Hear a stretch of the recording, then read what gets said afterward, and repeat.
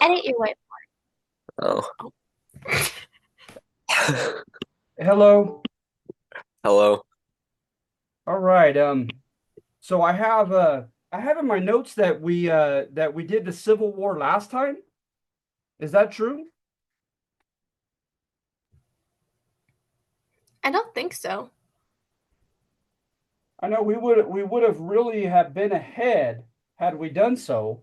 But yeah, I don't know why I wrote Civil War on on it. So but if you don't recall that, please let me know because of course I don't want to have to do all that work if I've already done it. But if I haven't done it, of course I need to do it. So let me know if it sounds very familiar. Okay? Can you guys all see this? Alleged causes of the Civil War? Yeah. Okay, good. All right. So are you guys doing okay? Yeah, I think so. Yeah. Okay. All right, good, good, good.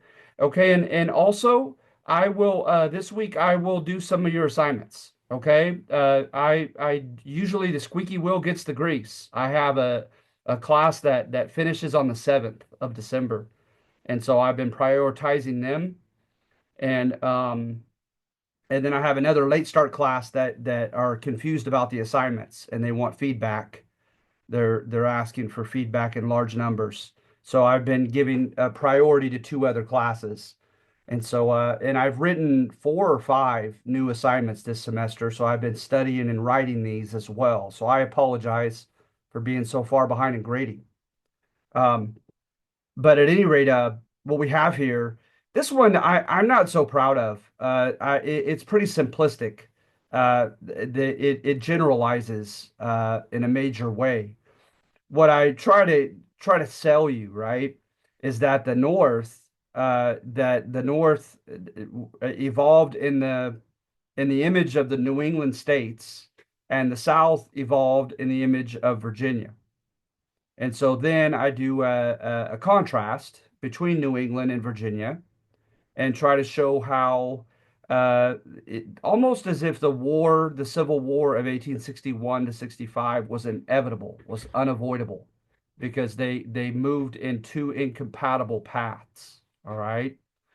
And so the characteristics that you're looking for one, is you have government intervention in New England and you have libertarianism in Virginia. Okay. And so remember, libertarianism means government don't tread on me. You're averse to a big, strong central government telling you what to do, like Big Brother.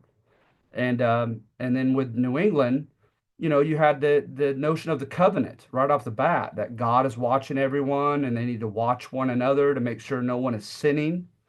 They got involved with they put morality and ethics into legislation and mixing church and state. And so, of course, it makes sense by that simple, you know, characterization of each region that the New England states are going to develop the abolitionist movement and want government involvement to end slavery. And Virginia will contend that it's none of the central government's business, right?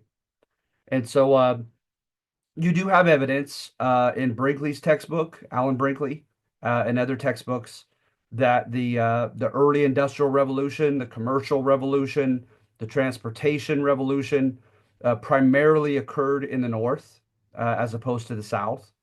So the North really was, there's evidence of that, of the North industrializing and the South remaining more agrarian. And with Hamilton's plan, that we've gone over. And so in going in incompatible paths, some people would say that they had a symbiotic relationship because the cotton growers could have, of course, that's a misnomer calling them cotton growers because the slaves were the ones that were doing all the work. But nevertheless, the cotton growers, the masters, the planters, they they had someone to sell their cotton to because arguably the number one industry in the North initially was the textile or clothing industry. And the North had cotton, had available cotton in plenty to purchase for their factories from the South. So it seems like it's a symbiotic relationship. But what opens up the can, right, is the opening of the West. When the West opens, right, then it's an argument of whose image is the West going to be made in? Is it going to be made in the North, the Northern industrial image, or in the Southern planter-based, plantation-based image? And the idea is, right, it's called the faction thesis, is that whatever is in your economic best interest, whoever has the same economic self-interest is going to vote the same way you do on the key pivotal issues for that very reason, because you share the same selfish interest. And so hence they become your allies. Whether you try to make them allies or make an attempt or not, they're going to habitually go for what is best for them, as you will, and they will vote along the same lines you do. And so, and remember, you get 2 senators in the new Western states, no matter what, and you get 1 House rep for every 30,000 civilians. And so that could add up, and you get numbers in Congress, and you could run Congress, and Congress makes the laws. So that's where we're going here with number one, is we're trying to say that North and South evolved in incompatible ways. And when the West opened up, especially, the fight was on, the factional fight as to in whose image will it be made. And then, of course, right, like I said, with a tendency to mix morality and legislation from New England and allow a government to intervene in those type of affairs, in ethical affairs, and then a Southern tradition of libertarianism, because we know that from a book called Johnny Reb and other old books. They ask a lot of Southerners, why are you fighting for rich man's slaves? And they said, we're not. We're fighting for Alabama to decide for itself on slavery, not Washington, D.C. to decide for us. Okay. So for those two reasons, I try to make the argument here that I'm trying to more than suggest that the Civil War was at least almost unavoidable. Okay. And that's pretty much it. And then also there's kind of a subplot here when you see this bubble in the 1830s. Is remember what Alexis de Tocqueville had written about Southerners and frontiersmen and people in Jackson's time period of the 1830s in particular. He contended, right, that they loved money. They were all chasing after that American dream. They wanted to elect a self-made man in their eyes, and they're okay with showing a little bit of deference, right, of knowing their place and accepting the leadership of self-made men, primarily because they expected to become self-made men themselves as voters and citizens, poor white ambitious men. So how much more so, Alexis de Tocqueville wrote, and on the frontier area and in the South. So when land opened up in Mississippi and Alabama, and it was very fertile soil, black soil with lots of nitrogen, it was perfect for cotton cultivation. And so you have these parvenus, these nouveau riche guys who come in, and credit just became ridiculously, irresponsibly available to everyone there. And so you just borrowed money to buy land and to buy slaves. And so while the prices were up and while credit was so easily obtained, there was a bubble. People started in the short run just living the high life. And a lot of these people in the Deep South, they had never known the high life. And so the idea is, right, is that once you give a poor, ambitious demographic a taste of a better life materially, good luck in taking it from them. And it's probably not a coincidence that a lot of people in the Deep South were known as fire eaters. They would not compromise on the issue of slavery. All right, and it's spreading to the West. So at any rate, and then I show two people that epitomize those two regions. Although Calhoun on the left was from South Carolina, Sumner was from the New England states. He was from Massachusetts. And to me, you could just see the uncompromising nature of these two men in their eyes, in their gaze. These two men would not compromise. The man on the left in favor of slavery and insisting that it be allowed to spread into the West. And the man on the right, Sumner, a staunch abolitionist who said it was evil, immoral, that it was economically archaic, like from an old bygone era, and it needs to be eradicated everywhere as soon as possible. All right. Then we have diplomatic opportunities on number 2. And then again, I'm very one-sided on this, okay? I more than suggest that the Southern senators in particular, and the House reps and Congress, were too uncompromising. That a diplomatic solution to the problem of slavery may not have been obtainable. All right, and that's arguable. That's very arguable. Some people to this day, very well-educated historians, stand in the camp that it could have been averted. They did not have to go to war. But that's not the stance I'm taking here in number 2. I try to show one of the main opportunities that they had, right, was compensated gradual emancipation, whereby people up to a certain age are freed, but they are bought by the federal government.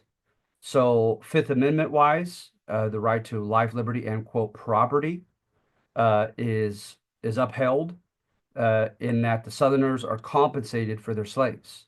They're paid the market value for each slave. And then up at a certain age and beyond, they're allowed to be maintained and kept as slaves for the duration of their lives. And of course, they are to to help serve out the planters for the rest of their natural lives. That was the idea, so that they'd be okay, they'd be set for their lives, but after that, it'd be over, and they will have been compensated. But then again, I look at some of the fire eaters, I look at some of the Southern senators, and they were not okay with that option. They just weren't. And, also the federal government may have tried to claim along the same lines, eminent domain, right? That you must sell your private property for the betterment of society in general, at large. And that wasn't carried out. It wasn't attempted full. It wasn't attempted to the full extent. All right, so we'll perhaps never know. So anyway, there was another guy who had an idea in the 1850s. His name was Stephen Douglas, not to be confused with the abolitionist, the black man, Frederick Douglass. But Stephen Douglas said, let's let the Western states decide for themselves. Have like a referendum and who they vote for, who clearly stands against or for slavery, and let them vote it out the democratic way. And that was tried in Kansas and Nebraska in 1853 by way of a law known as the Kansas-Nebraska Act. And it didn't work. Both sides contended that the other side cheated, that they won, and both sides refused to step down. And it started literally a civil war, a mini civil war in Kansas, known as the Bleeding Kansas episode. All right. So that compromise idea didn't work either. So at any rate, when you get into it, you could cite the Declaration of Independence, them contending that all men are created equal. You could contend the founding fathers' intent, right? You could make the argument that they left hints that they wanted slavery to eventually die out. As the abolitionist said, like a gangrenous limb, let it rot out. And the idea is that the founding fathers would not use the term slavery in the Constitution. They used other words, other euphemisms for it. They allowed in 1808 the end of the slave trade. And then also in the Western Ohio Valley at the time of the founding fathers, they were not states yet. Like Minnesota, Wisconsin, Indiana, Illinois, and Ohio. They weren't states yet. It was all just formally just territory. And a territory is different from a state. They're not entitled to the same rights. States participate in government. They have a right of a republican form of government. They have certain um, exemptions from federal authority as states, but a territory, nothing is said of that, not much in the Constitution. But what the founding fathers did in the Ohio Valley under Thomas Jefferson is they prohibited slavery to exist in that territory anytime in the future. So that when they do eventually get carved into states, they cannot have slavery. So some people said that was a sign, a suggestion, and a precedent to follow that when they took the territory from Mexico in the Mexican-American War, as they were not formal states yet, although California quickly became a state by 1850, that Congress, the federal government, could prohibit slavery therein, just like the founding fathers had done in the Ohio Valley. So some took that argument, including eventually Abraham Lincoln. The founding fathers' intent. Jefferson, of course, had written just scathingly of slavery in the Declaration, and they blotted it out to get the southern states to ratify the Constitution, and also in notes on the state of Virginia. But as we saw, he quite hypocritically and enigmatically, kind of like a puzzle, he didn't free his slaves even at death. Then you also had the social component, right?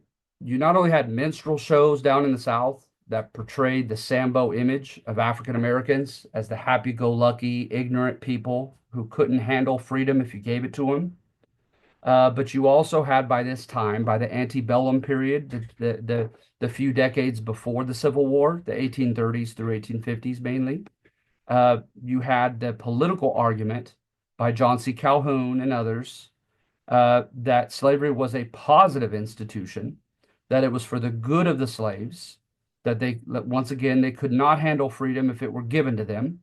They needed the structure. They needed the coercion to work and all that, and that they were being civilized, protected, cared for, and all that paternalistic rhetoric. Okay? So you have that in the South to contend with as well, and just downright racism that they had to contend with, right? And remember what Jefferson said. He said, "We have the wolf by the ears and we dare not let it go." There was a fear that there had been so many atrocities and injustices suffered by slaves that if freed, they would start a race war. They would be kind of emboldened by their emancipation, and they would go that step further and rebel against society, against white society. So you had all that going on. And then you also had a movement in the North, several movements of reform, of idealism. Remember, idealism is that you don't see the world as it is, but you see it as it ought to be. So you try to improve man and improve institutions like the family and government. And we'll get further into that soon. You also had the Quakers and their influence on Pennsylvania. They were kind of ahead of their time in protesting slavery when it was allowed in the Constitution. And even before that, you had Germantown make a declaration against slavery before the Constitution.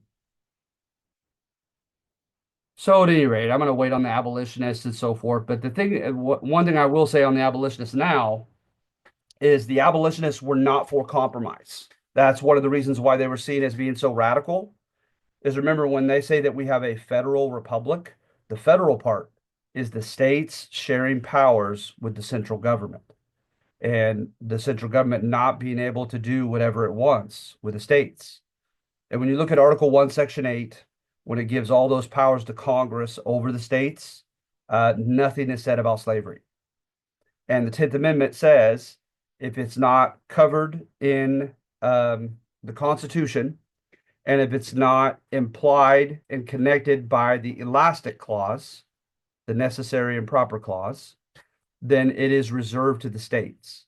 So a lot of people, because they couldn't connect those to slavery, felt absolutely that by way of the 10th Amendment, slavery was a state issue for the federal government to keep its nose out of. All right. So in 1820, they made a compromise about Missouri. They made Missouri a slave state, and they made Maine they separated Maine from Massachusetts and made it a free state so that the number of free states and slave states would stay equal. And they established a 3630 line of latitude, 36 degrees, 30 minutes north of the equator to anything in the future in the West above the 3630 line.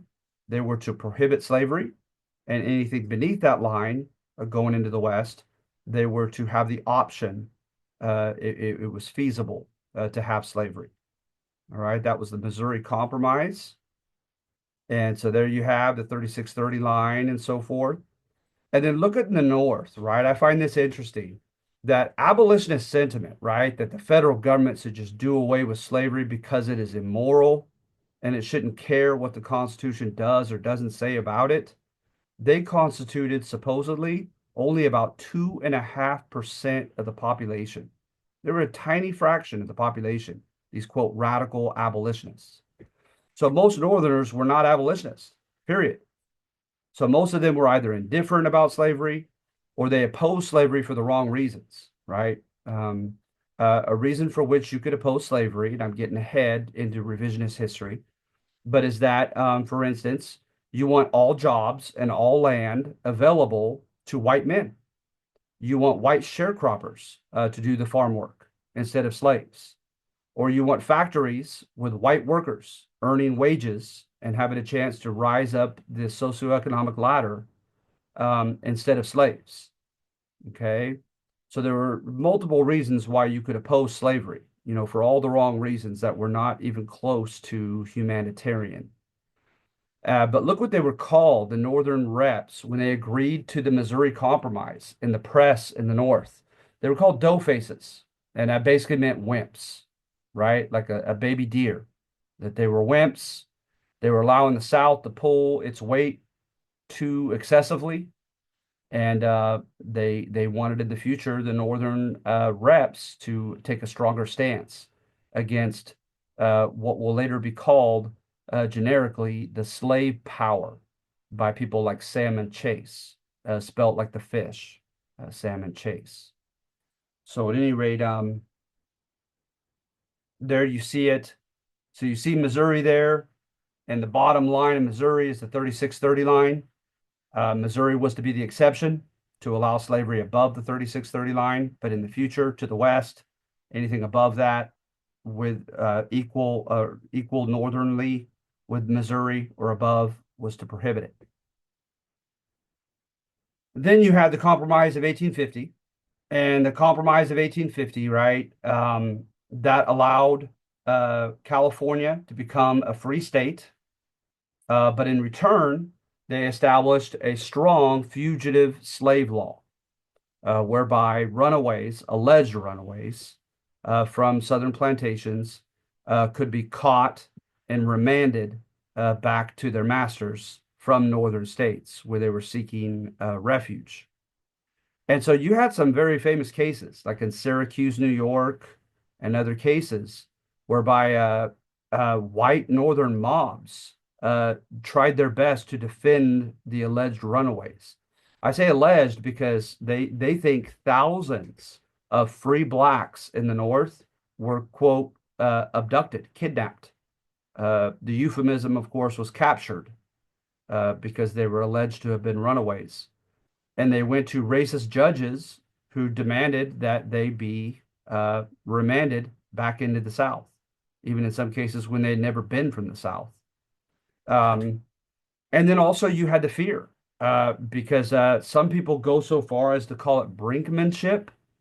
Brinkmanship means you go to the brink of war in your diplomacy with your threats. You say, if I don't get what I want, I will threaten nothing short of at least not much short of outright war. Okay. And the argument was is that the Southerners were guilty of brinkmanship. And what they often did from the 1830s on is they threatened to secede, to leave the Union. And you had many in the North that said, fine, let them secede. Let them become their own weak little agrarian country. We'll take over the West and let the South stay as it is. And that's that. But of course, you had people like Abraham Lincoln who thought that that was absurd. That no, our founding fathers established a special enlightened republic, and it was incumbent upon them to maintain the unity of that republic. And so, therefore, if the Southern states actually tried to secede and leave the Union, renege themselves as states in the Union, in the republic, that the North must fight to force them to come back as states. Okay. So you had that Compromise of 1850 and the Fugitive Slave Law that was very, very controversial. But again, like I said, at least in the Northern press, you get the impression that the Southerners are guilty of brinkmanship, that they're bullying they're pulling their weight, they're bullying the North into conceding things that the North didn't want to concede. And a lot of the northern states felt like it was an infringement on their sovereignty to have black men abducted from the streets, abducted from churches, etc., and sent in chains out of the state territory. Even those who were far from abolitionists still resented that. And then in 1853, like I said, they tried the Democratic route in Kansas in particular, and it did not work. It fell, it succumbed to violence, into the Bleeding Kansas episode. Okay. But again, you have one Northern president after another. You have Millard Fillmore, Franklin Pierce, and James Buchanan, who all felt afraid of the South leaving on their watch. And they were quick to try to concede to the South whatever they could to appease them, to keep them happy, to keep them from becoming too rebellious and leaving. And so in the case of Franklin Pierce, when both sides claimed that they won and that they were the legitimate authority of Kansas, he sided with the pro-slavery Southerners and said that they were the legitimate government of Kansas. Okay. And so again, they're being, quote, dough faces and given in to the South. And then, of course, you have the what was very disconcerting to a lot of Northerners, even those who were far from abolitionists, was the Dred Scott case. Dred Scott, as a slave, had been moved from the South to a northern state, then into the a northern territory. And on both occasions, right, they were free soil. And his master died, and he sued for freedom. The widowed wife of the master sued to keep him as her chattel property, and her own sons, who were kind of semi-raised as brothers to him, sided with him and helped him against their own mother. But he lost, and the Supreme Court decided under Roger B. Taney that no black man has the right to answer for himself and speak and testify in court, that no black man anywhere should be eligible for citizenship. And there had already been 5 states in the North that had granted citizenship to black men. And that according to the Fifth Amendment, the government must protect the lives, liberty, and property of its citizens. In the Dred Scott case, Taney decided that anywhere a Southern master went with his property, the federal government had to recognize his right and protect his right to keep his slaves. So that means if he goes into a northern free state, he's allowed to keep a slave, or slaves, plural. Or if he goes into a western territory and takes the slaves, the authorities there must protect his right to his property. So the idea in the North, right, was that, shoot, northern free states could end up becoming slave states. And of course, the Western territories could easily become slave states in the future on account of thousands of slave owning men moving to those areas and demanding their rights to have their property protected. So the Dred Scott case was huge and showing the so-called aggression of the Southern politicians. Okay. So then Lincoln runs in 1860, and he won't touch the idea of affecting slavery in the states where where it long had been established, Virginia, the Carolinas, Georgia, etc., right? But he says because of the precedent of the founding fathers with the Northwest Ordinance of the Ohio Valley, he upheld the right of the federal government to forbid slavery to spread into the Western territories. That the government did have the authority to do that because it had already been done in territories before. All right. And he wins the election in 1860, and 11 states in the South leave. They secede. So, what I contend, right, is that I more than suggest that a diplomatic solution for slavery between the North and South was not very likely at all. All right. Then you have Abraham Lincoln, his alleged evolution into an American saint. You know, you get this in novels, right? Character development. The protagonist has a lot of flaws initially, and through trials and tribulation and experiences and maturation, the protagonist becomes a better person by the end of the book. And that's what you get with Court History on Abraham Lincoln. By his own account, Lincoln initially in his youth was rather indifferent personally about slavery. After all, right, although he was born in Kentucky, he didn't remember it. And he was brought to Indiana for most of his young youth, and then, of course, Illinois for his older youth and the rest of his life. And so, being in a northern state, he just wasn't really exposed to slavery much. And so, therefore, he was rather indifferent. Then, politically, he sided with Henry Clay.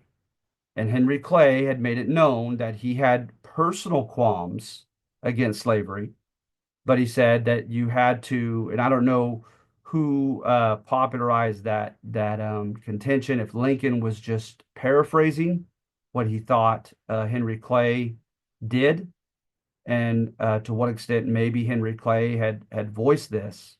But he said you had to crucify your feelings if you were against slavery and be more logical and less emotional about the subject and concede that the number one priority above freeing the slaves was to keep the unity of the country, to keep the unity of the republic.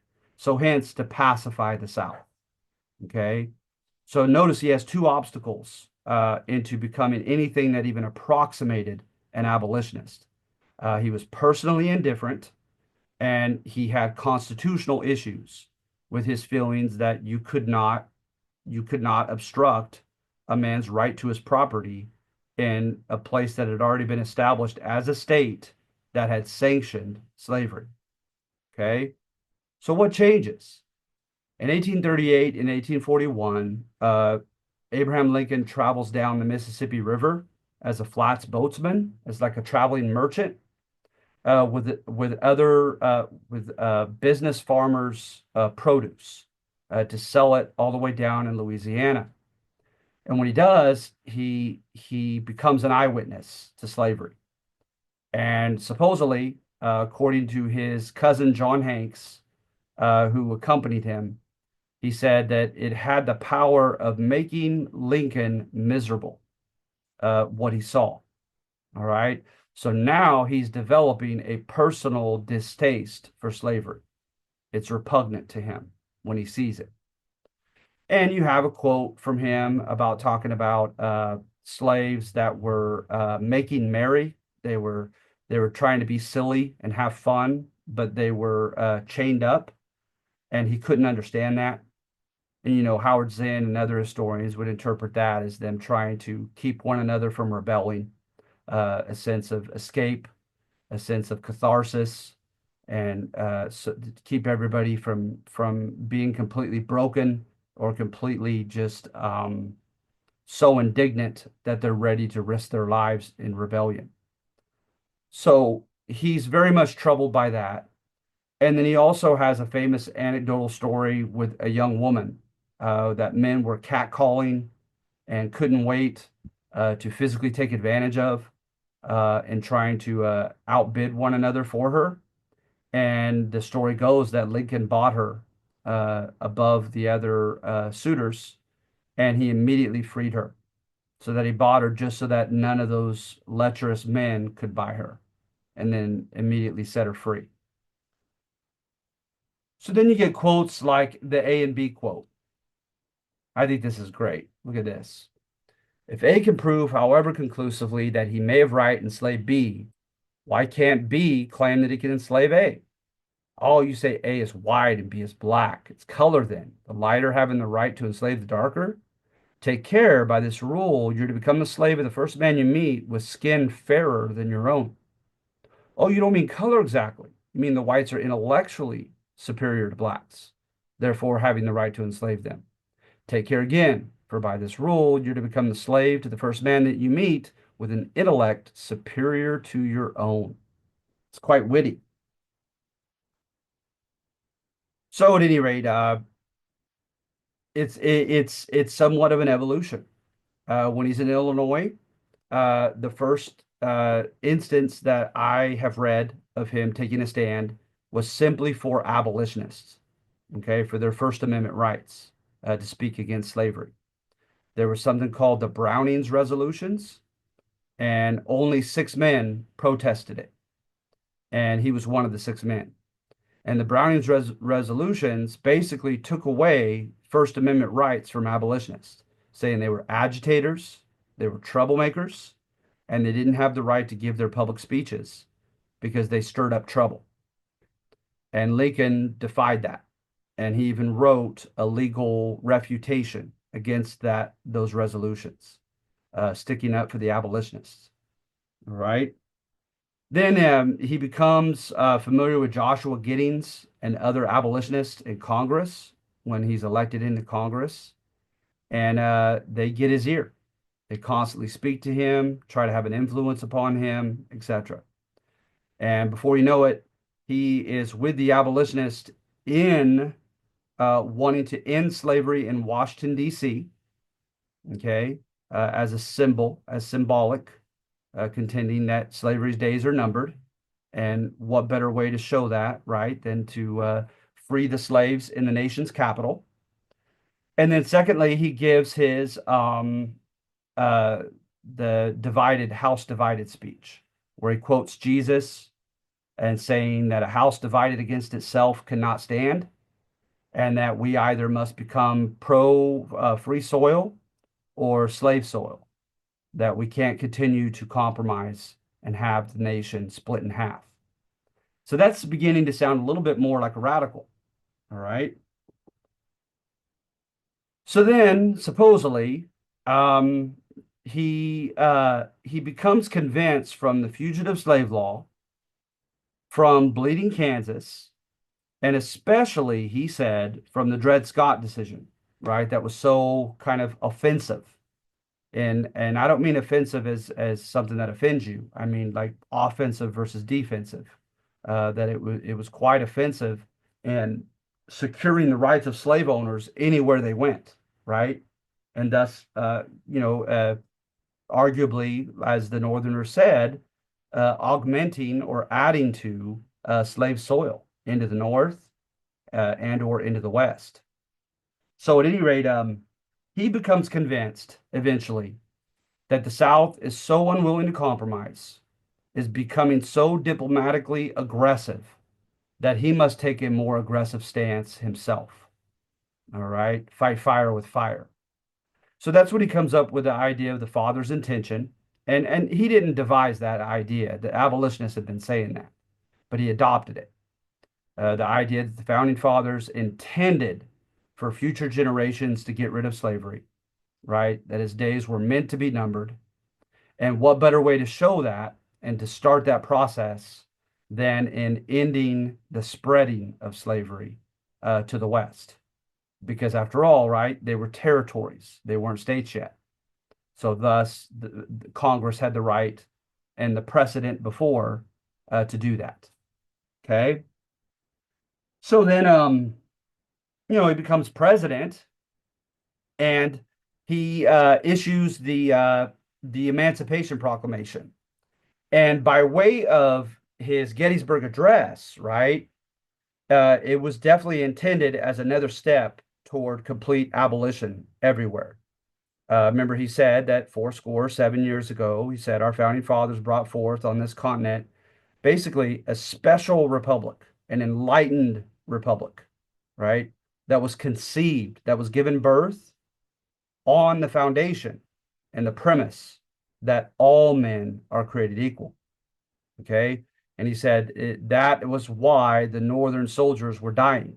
They were fighting to keep a special enlightened nation together that was born on the concept of the equality of all men. And he said, of course, right, that he hinted that there would be a new birth of freedom coming. And he issues his Emancipation Proclamation. And of course, it's also tied by his own admission that it was tied to a prayer, that he supposedly prayed to God because he did increasingly become more religious throughout the Civil War.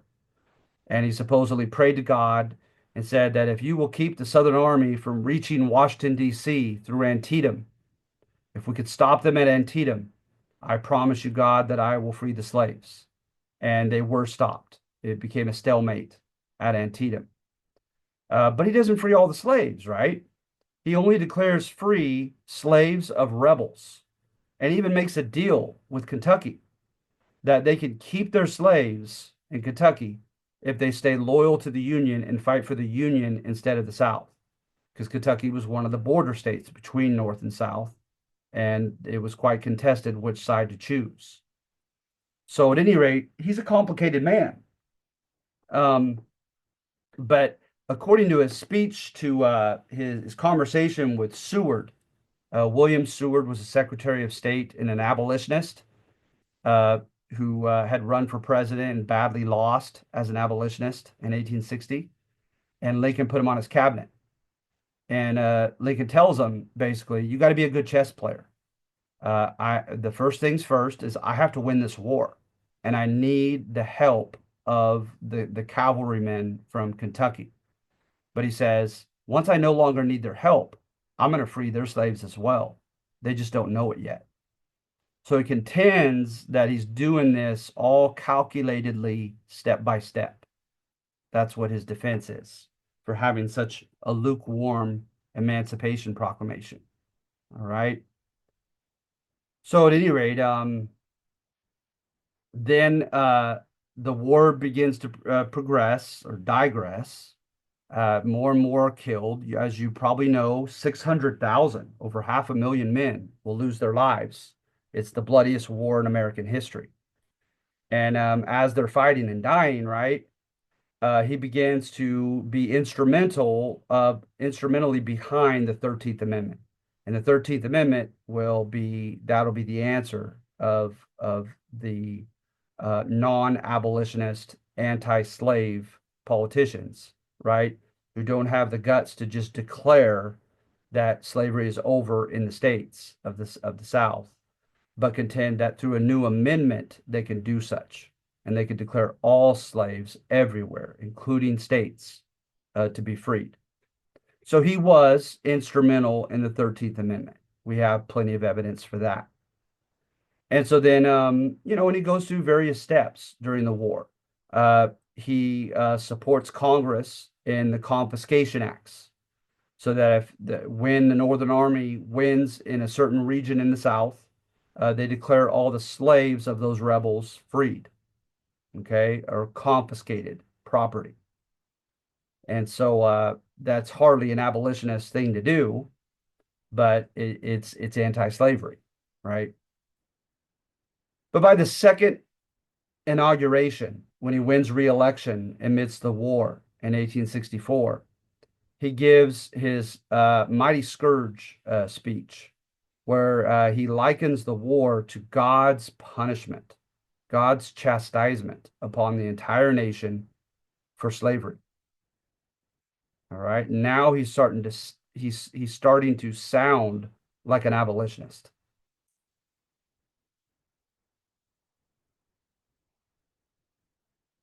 And then at the end of the war, so you have the Gettysburg Address. I've already mentioned that. At the end of the war, he hears that Louisiana has been won by the Union through the Navy, and they have elected assemblymen to come together into a state convention and draft a new state constitution and ask for Congress's approval and readmission back into the Union as a state again. And when he hears about it, he gives a public speech, his last public speech, and he suggests, because he contends that it wasn't within his power to intervene in the state of Louisiana and dictate anything to them, but he suggests that they enfranchise or give citizenship rights to, he said, at the very least, the quote, better sort of Negroes. So he's alluding to those who have been free their entire lives or most of their adult lives and had become successful Black businessmen, had become educated through Black education, had served as soldiers and fought as Black soldiers in the war for the Union, etc. And so supposedly, when he gave that final speech, his future assassin, John Wilkes Booth, said, "Citizenship for inwards." That man just gave his last speech. And of course, he made good on that threat and shot him in the back of the earlobe in Ford's Theater. And he'll die a day or two later. So when all is said and done, right, it's contending that if he had never been a full-blown abolitionist, that Lincoln at least began to approximate one by the time he died. Okay? I like this one right here. Our progress in degeneracy and going backwards or downward appears to me to be pretty rapid. As a nation, we began by declaring that all men are created equal. We now practically read, all men are created equal except Negroes. He continued. When it comes to this, he wrote, I shall prefer immigration to some country where they make no pretense of loving liberty, to Russia, for instance, where despotism or tyranny can be taken pure without the base alloy added to it of hypocrisy.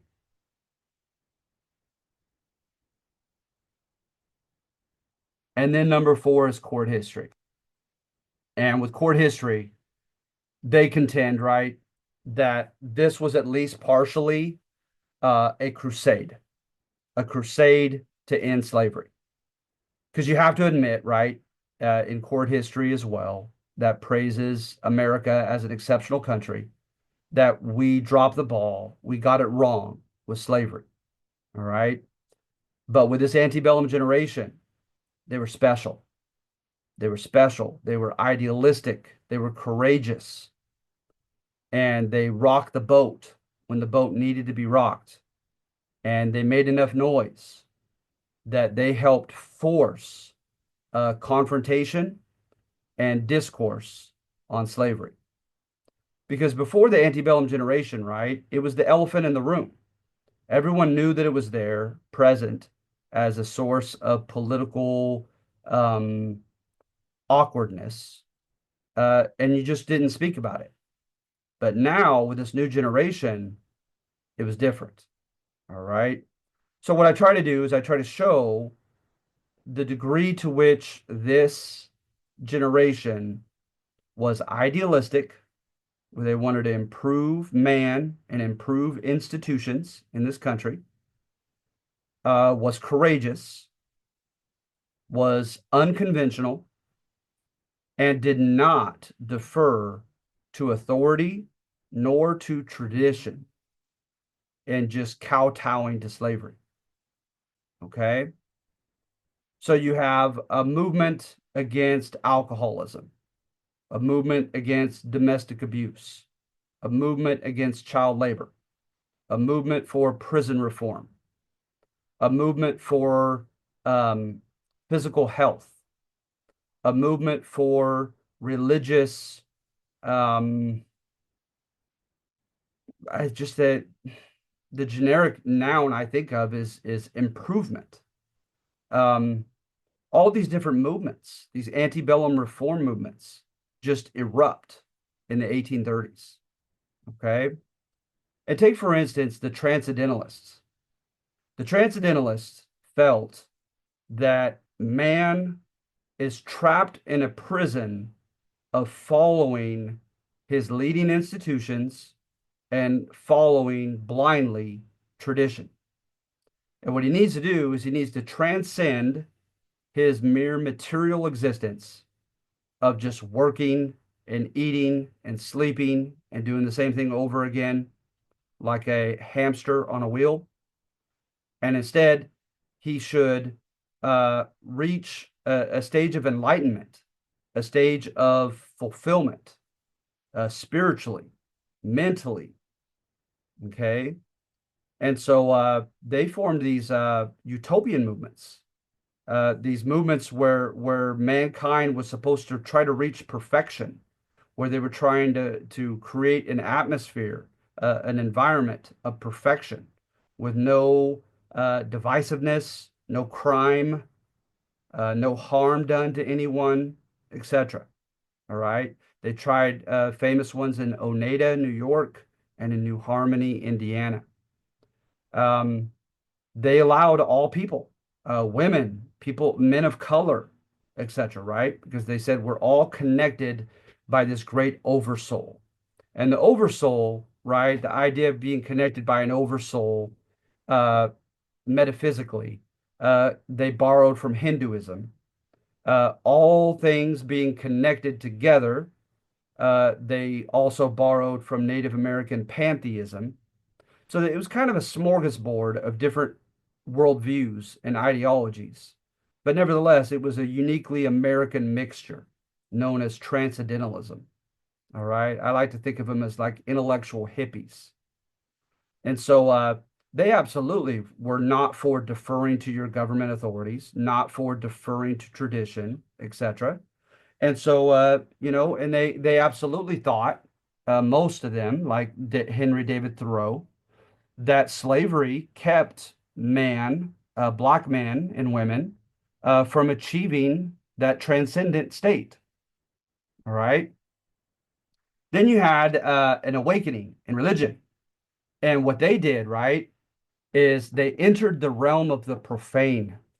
Remember the dichotomy between the sacred and the profane. The sacred is where your soul goes after you die. Um, your private integrity and morality. Those were part of the sacred, okay? But what you eat, how you treat one another, whether you commit civil crimes against the secular government, those types of things were considered just profane. That was the realm of the civic, regular secular government authorities, not the church. But what they did in the Great Awakening, the Second Great Awakening, is they entered the profane. They began entering political subjects, right, and topics, and connected it to their Christian doctrine. All right. And so, of course, they also entered the realm of slavery, and they contended that it was immoral, that it was sinful, okay, and that it needed to be abolished. They also were really big on the second coming of Christ, like from the Bible. And with the second coming of Christ, they felt that Christ would come when the optimal number of people that would ever possibly decide to choose Christ and become saved right? The optimal, the highest possible number of people that could go to heaven would materialize, right? Because Jesus in his mercy wanted as many people to come to heaven as possible.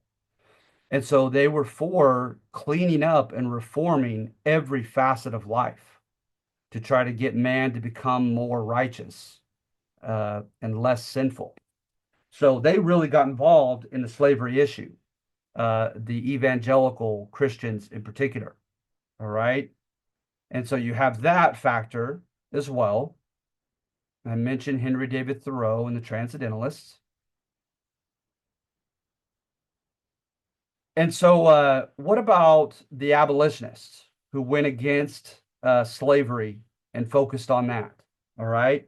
Well, for one thing, okay, is they had platforms that could make their influence larger than their small numbers might convey or might insinuate.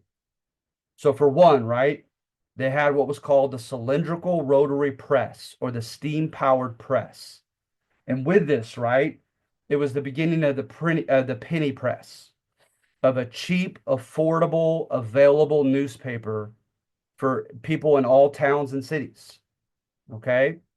And for anybody who subscribed to the newspaper out in the agrarian areas as well. So, with the written word, abolitionist speeches, their written works could be read, could be imbibed, could be taken in. Okay. Then you also had lyceums. And lyceums had become famous historically through Aristotle in Greece. And they were intellectual fairs, whereby if you didn't have access to a collegiate education, you could pay a small fee, you could enter the fair, and you would have one expert of one field after another give long speeches, right, on and lectures on that given topic. Well as certain experts on a myriad of different fields from academia, you had abolitionists who took advantage of that platform and spoke at the lyceums. Okay, so the idea is they could make a lot more noise than you would initially think 2.5% of the population could make. Okay. And then after all that noise, and then you had people like Lewis Tappan, the Tappan brothers, right? Who had so much money that they could have lots of rallies, lots of lyceums, lots of newspapers. And they began to flood the South with their rhetoric, with, of course, what the South would call their propaganda, okay, against slavery. And the Southern reps and the Southern plantation owners were furious about this. So you had oh goodness, what were their last name? Two sisters that had grown up in the Carolinas. They ran away from their plantation owning father, and they gave a series of speeches all throughout the North against slavery, citing all kinds of awful instances of things that had happened under their watch. Oh gosh, it's driving me crazy. I know I have their name in here somewhere.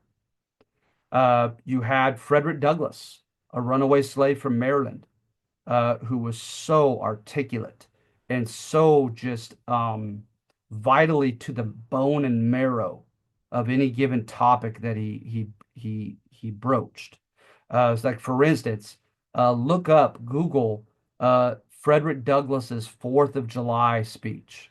It's amazing. It's so confrontational. Forgive me for a very loose paraphrase, but in a very famous spot, he says, "Why should me and my people, right, celebrate the 4th of July? That's your white American Day of Independence. What is it to us? I'll tell you what it is. It's a day above all others that's hypocritical. That we all we see in it is hypocrisy and how you treat the black man, and it's powerful. All right. You had a guy named Salmon Chase, and he actually spoke on behalf of the poor white population in the South, and stated, as a Northerner, and stated that the slave owners cared nothing about them, and they would rather employ black slaves and not pay them than have to pay sharecroppers and tenant croppers, etc., white farming laborers, and that it was in their best interest for slavery to stop as well, and that if anything, they should join the black population in the South and rebel against the white leaders, the plantation owners. And some people think that, in the South, they thought that this was tantamount to treason, what Salmon Chase was preaching.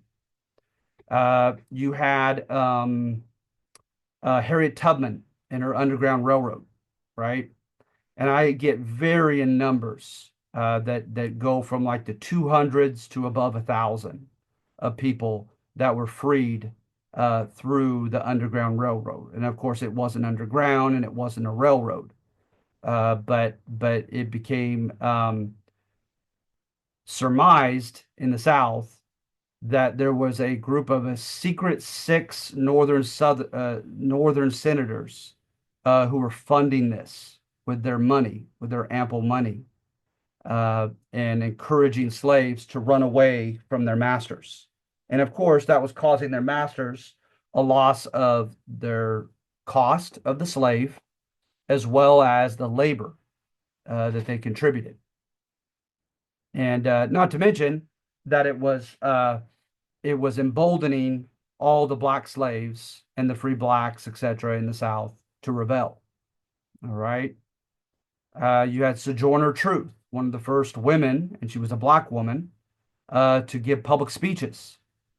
Okay, so women are getting involved in the antebellum reform movements, and it was considered semi-appropriate because the movements that they went for, like abolitionism, against child labor, for temperance, no alcoholism of the fathers and husbands, it was considered ladylike because their reforms were based upon compassion, right?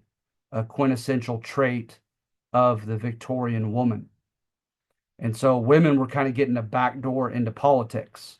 There it is. It's Sarah and Angelina Grimke, right in the center of the screen. Grimke sisters were the daughters of that slave-owning master in the Carolinas. All right. So at any rate, you have all this going on. And then what happens to really further rock the boat, right, is drama in the 1850s. The adjective that I've read before and I thought had some sound logic to it was polarizing. It almost forced you to choose a side and no longer stay on the fence. All right. So you have the fugitive slave law. That was polarizing. People were choosing a side. Bleeding Kansas. People were choosing a side. Harriet Beecher Stowe's sentimental novel, Uncle Tom's Cabin. Absolutely polarizing. All right. The Dred Scott decision. Polarizing. The gentleman who I introduced his picture as an abolitionist, Charles Sumner, was nearly beaten to death by Southern House member Preston Brooks in the Senate chambers. That was polarizing. Okay. And then also in 1856, Lincoln running for senator in Illinois against Stephen Douglas, the guy that I mentioned that wanted the states in the West, the territories in the West, to democratically decide for themselves among popular vote of the people on what to do about slavery.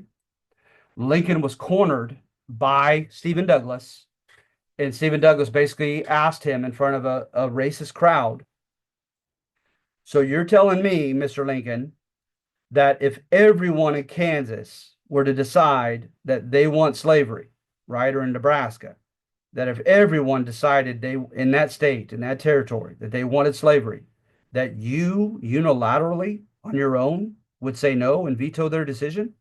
And Lincoln took the stand and said, yes, I would. He said, first of all, slavery is immoral. and immorality is objective. It's not a matter of opinion. It's objectively immoral. He says, secondly, we have a republic, not a democracy.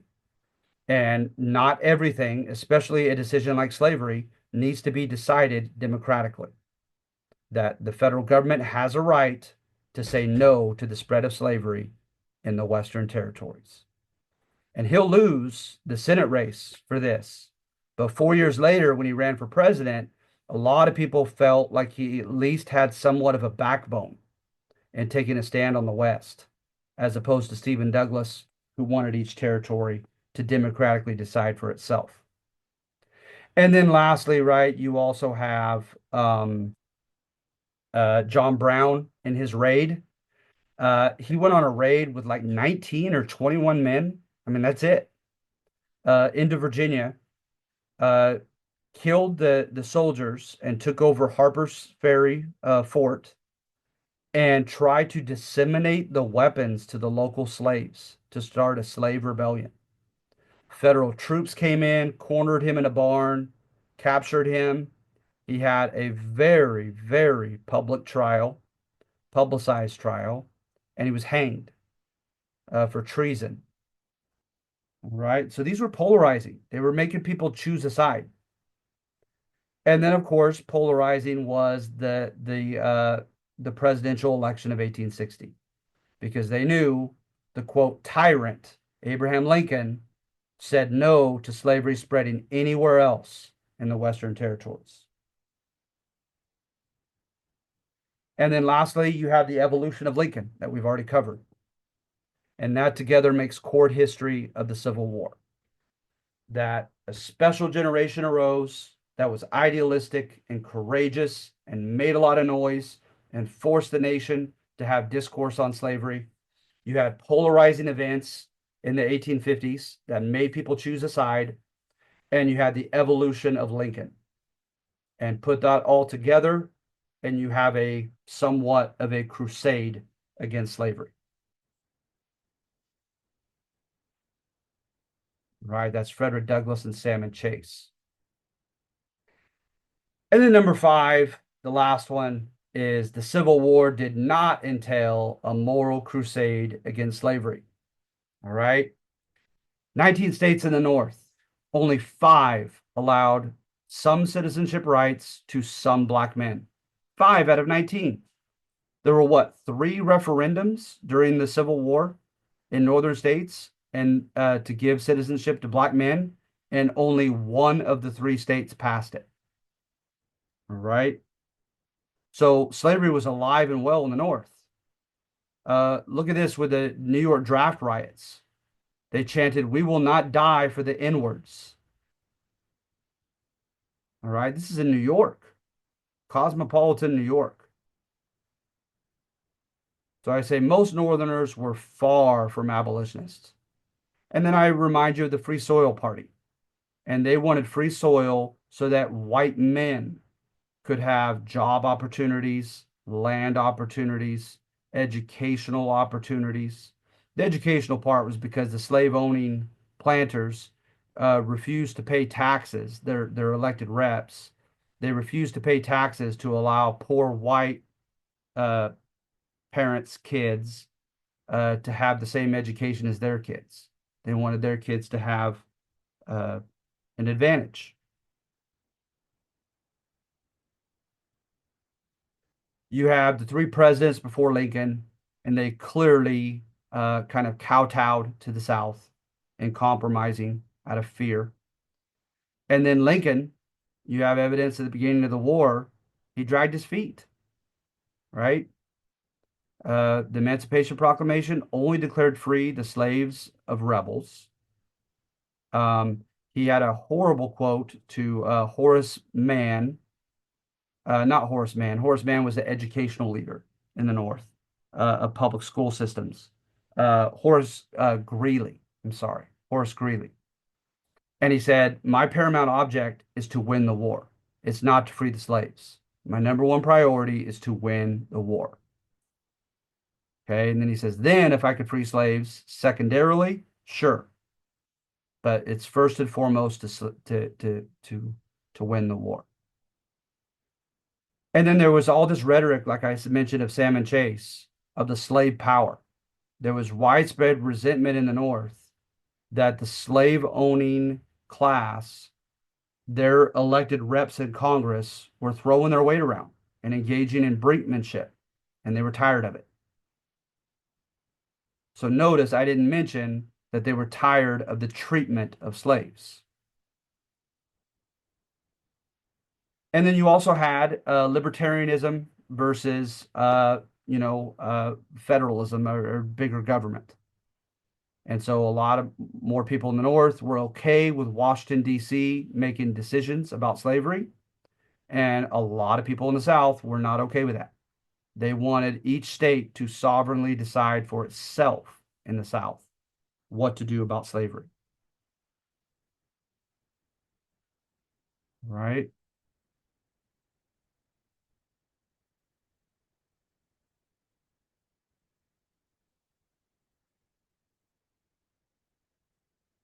And according to these sources, uh, the North was nowhere near, uh, not only materially, to fight a civil war with the South, with arms, ammunition, and so forth, right?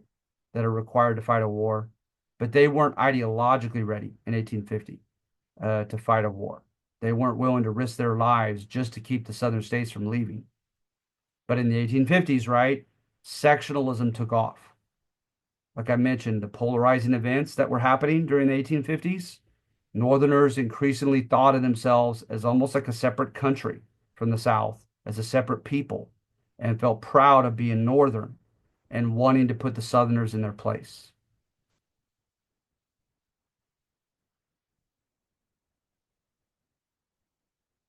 And then lastly, or second to last here, the way that the Federal Army dealt with runaway slaves. They were absolutely condescending. They were exploitative, and they were indifferent to a lot of the slaves that followed the army around, that took advantage of the chaos of the war and fled their plantations. And then lastly, George Julian, right? An abolitionist in the Senate. He says, all right, Southerners, I've tried on 2 occasions to appeal to your hearts and to your humanitarianism, to free the slaves and employ them as soldiers, and to show that they have, despite the Sambo image, the discipline, the courage, and the loyalty to fight as faithful, not faithful slaves, as faithful soldiers, right? And he said, on both occasions, I failed to win you over.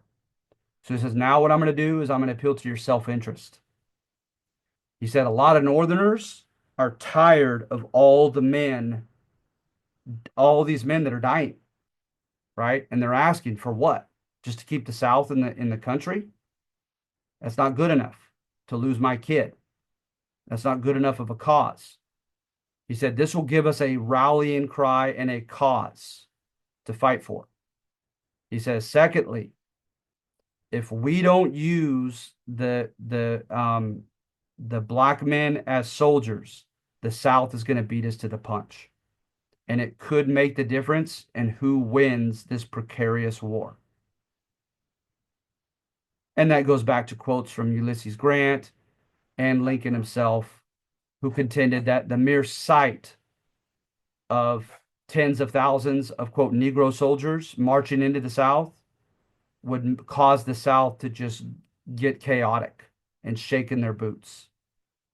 So hence, right, freeing and arming the slaves became useful. And that's when they did it. And that's basically it. All right. So Kyle and Alexis, I'm going to give you guys a few extra points for hanging on the whole time. I appreciate you. I hope this helped. Do you guys have any questions? Are you guys good?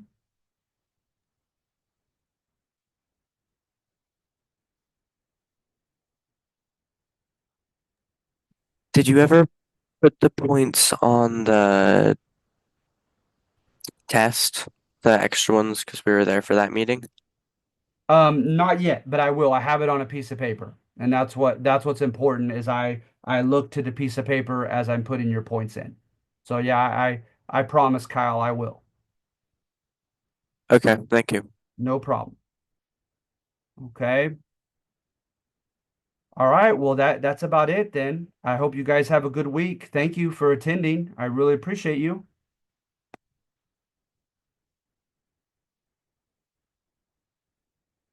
Okay. Thank you.